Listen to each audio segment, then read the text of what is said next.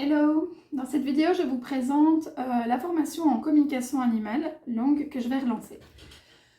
Concrètement, comment ça se passe? Donc, je me présente.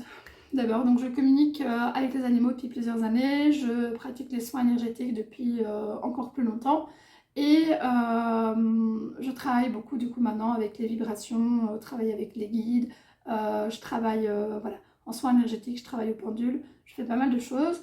Donc j'accompagne humains et animaux dans leurs relations. Okay, j'ai une spécialisation au niveau équestre, parce que les chevaux sont ma passion et c'est eux à la base qui m'ont emmené à tout ça. Mais je communique avec toutes sortes d'animaux. J'ai déjà communiqué avec des tortues, des chèvres, des caméléons, des chats, des chiens, des chevaux. Voilà, j'ai déjà essayé de communiquer avec une mouche. Voilà, je veux dire, il n'y a pas de limite.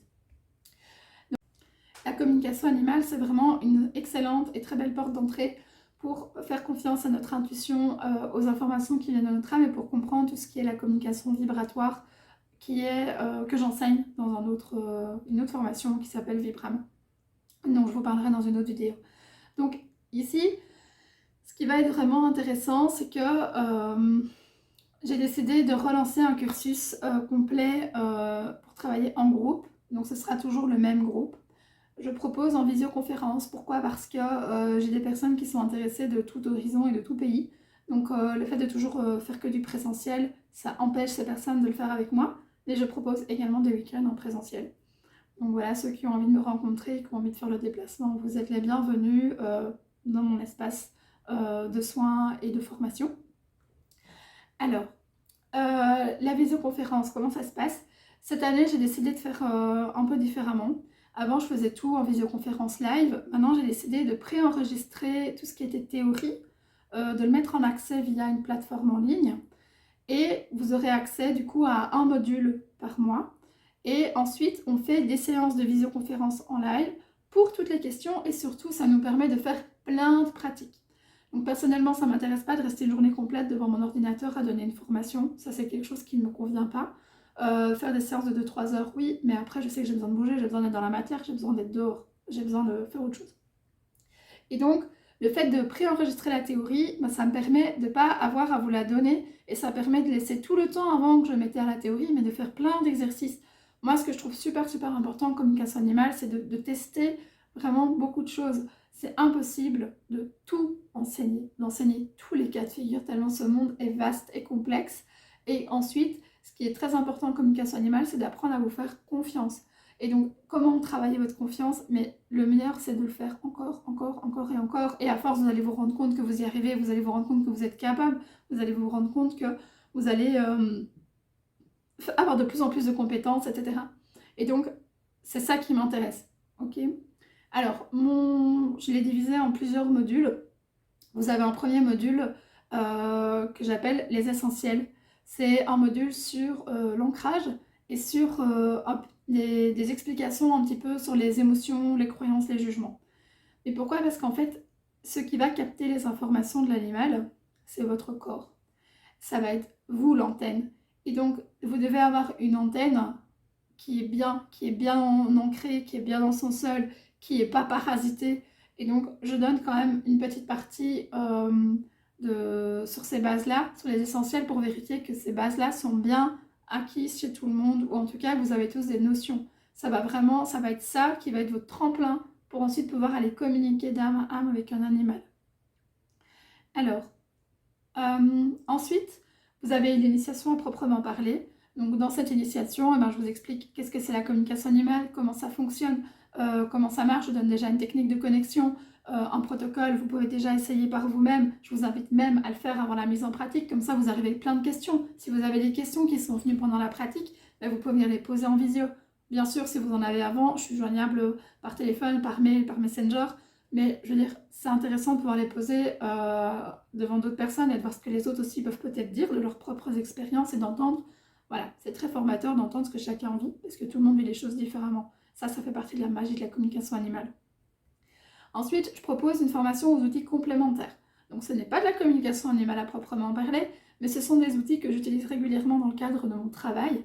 Donc vous avez une initiation au pendule et sur son utilisation en communication animale, et vous avez une initiation aux soins énergétiques et comment vous pouvez venir aider un animal qui a peut-être des douleurs ou qui a des émotions très fortes, comment vous pouvez l'aider à venir trouver son chemin, comment vous pouvez peut-être même dégager une entité. Là, on travaille beaucoup en fonction de ce que vous amenez comme information. Ce sont des initiations, ça veut dire je donne les grandes lignes, on travaille, et puis ensuite, si vous avez un domaine qui vous plaît plus qu'un autre, mais formez-vous plus, je propose des formations pour aller plus loin, ou alors il y a d'autres formateurs qui sont vraiment chouettes aussi. Et donc voilà, et sinon, la meilleure façon de se former, c'est de pratiquer. Je ne connais pas mieux. C'est quand même en pratiquant que j'apprends le plus. J'ai encore fait une communication animale avec un animal décédé il n'y a pas longtemps. Ah, mais c'était magique. Et j'ai fait avec un chien que j'avais déjà fait plusieurs fois et j'ai refait et j'ai encore appris plein de choses sur le fonctionnement de l'âme, du corps, parce que ça s'est présenté entre lui et moi et c'était vraiment super intéressant. Donc plus on pratique, plus on apprend des choses. Donc ça, c'est déjà 2 modules séparés. Et alors ensuite, je termine par des modules sur les animaux décédés, sur les animaux perdus et sur la façon aussi de faire un compte-rendu au gardien. J'ai énormément de personnes qui me disent «Oui, mais moi j'ai fait de la communication animale pour parler avec mes animaux». C'est super, c'est très bien.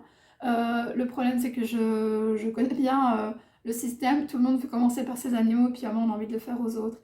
Et comme on est quand même dans un quelque chose qui peut être sensible et dans lequel l'humain qui va vous demander une ça est un peu se met en position de vulnérabilité par rapport à vous, c'est important pour moi qu'on discute de la façon dont on retranscrit les choses, dont on les donne, et qu'on reste bien à sa place de personne qui transmet des informations.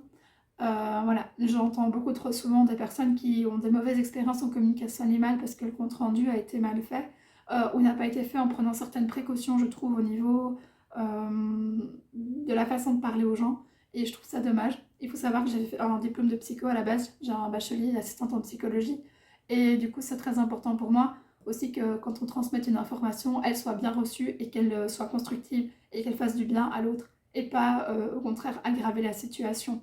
Mon but à moi, c'est d'aider les gens à s'entendre mieux avec leurs animaux et les animaux à mieux s'entendre avec les gens. C'est d'apporter du bien-être, du bonheur et en tout cas des pistes d'action. Ça ne m'intéresse pas de risquer de faire plus de dégâts. Okay, enfin, voilà, il y a plein de choses à ce niveau-là dont je parle dans cet atelier. Alors, il y en a beaucoup qui me demandent si cette formation est certifiante. Il faut savoir que pour être certifié, déjà, il faut normalement une fédération. Il faut quelque chose qui reconnaisse. Il n'y en a pas en communication animale. Du moins, pas encore. Je sais que certaines personnes essayent d'en construire une, mais pour le moment, il n'y en a pas.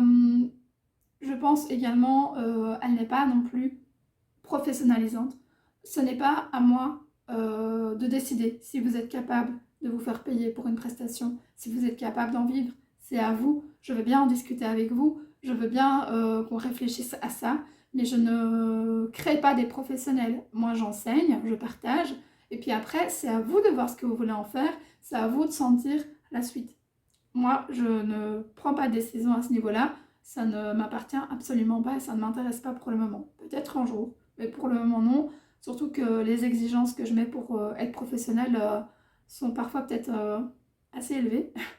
Et que du coup, ça fait pas des formations de quelques mois, ça fait des formations de plusieurs années. Voilà.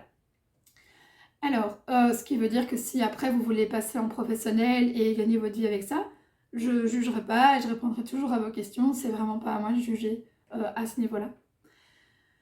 J'ai envie de partager quelques mots sur ma conception de la communication animale, sur la façon de voir les choses. Donc, je suis antispéciste, ça veut dire que je considère qu'il n'y a pas une espèce au-dessus de l'autre. Donc, je ne considère pas que les humains sont au-dessus des animaux, je ne considère pas que les animaux sont au-dessus des humains. Je pense que chaque espèce a appris des choses et a des choses à enseigner aux autres, en tout cas à partager. Et l'enseignement, au final, c'est nous qui l'acceptons ou qui ne l'acceptons pas. Donc, je pense que mon chat a compris des choses. Je pense que j'ai compris des choses et qu'on partage mutuellement ces apprentissages et chacun en fait ce qu'il veut et on voit surtout comment on peut communiquer là-dedans pour vivre ensemble au mieux, tous ensemble. Alors ça c'est mon côté antispéciste. Je suis aussi donc pour vous permettre d'être autonome. Ça ne veut pas dire que je ne veux pas vous aider, ça veut juste dire que je vais vous donner des clés et vous encourager à prendre confiance en vous. Maintenant, on est aussi des animaux grégaires, on a besoin de la société, on a besoin du groupe. C'est quand même pour ça que je travaille en groupe, entre autres.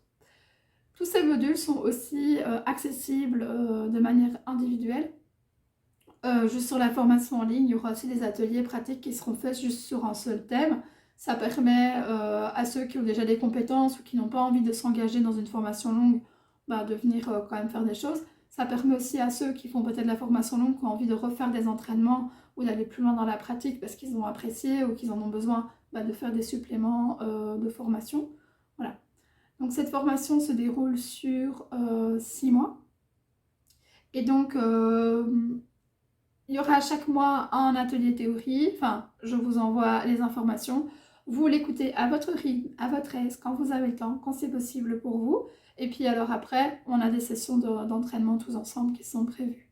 Si vous avez des questions, si vous avez envie d'en discuter, vous n'hésitez pas à vous me contacter. Voilà, je pense que j'ai tout dit et je vous dis à très bientôt.